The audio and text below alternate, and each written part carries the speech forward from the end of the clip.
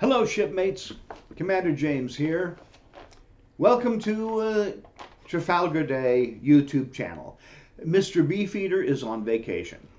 I want to tell you today a little bit about Nelson's column. And this is the column, of course, that stands in the middle of Trafalgar Square in the city of Westminster, which is surrounded by the city of London. Okay, so here we go. I brought some notes with me so I don't get lost. 2 shirts, 3 pants, 4 jackets. Oh, my laundry list. All right, a little background. Battle of Trafalgar fought on October 21st, 1805, off Cape Trafalgar. Now this is not meant to, cover the whole thing from A to Z, but just the high points. Viscount Lord Horatio Nelson, Vice Admiral of the White, that's his whole title, engaged the combined fleets of the French and Spanish and inflicted upon them a drubbing heretofore unheard of. Sadly, Nelson himself was killed, stuffed in a wine barrel, and returned to England's pastures green for burial.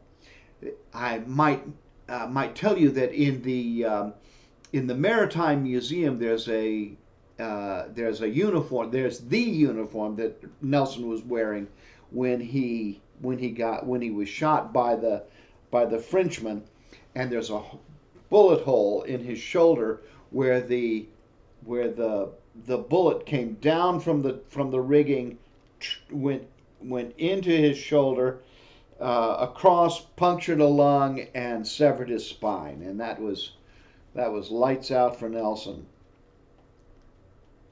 Now, it wasn't until 1838 that a group of 121 peers and members of Parliament formed a committee headed by none other than the Duke of Wellington to raise a monument to Lord Nelson, and it was to be funded by public subscription. The winning entry was chosen, and it was a design of a Corinthian column surmounted by a statue of Nelson, flanked by 4 sculptured lions. On September 30th, 1840, the first stones were laid by Charles Davison Scott, the son of Nelson's secretary, John Scott. Construction on the monument began slowly. It's already slowly. And the stonework was ready for installation. The installation of the statue was not completed until 1843, so 3 years later.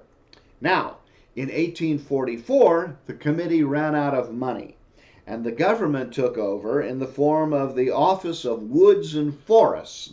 They took over the project.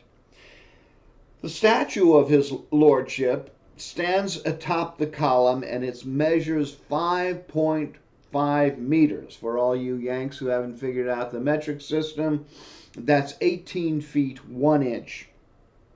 And it was sculpted by Edward Hodges Bailey, and he was the runner-up in the competition.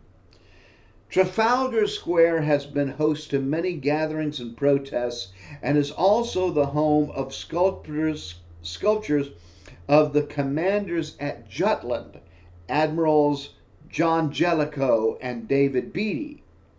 4 large lions surround the column. It's not an exaggeration, shipmates, to say that Horatio Nelson stands alone atop his column as one of the greatest naval heroes in the age of sail. Well, that's that. Thanks for tuning in to Trafalgar Day YouTube channel. So long, shipmates. And so long to you, Mr. Beefeater, wherever you are.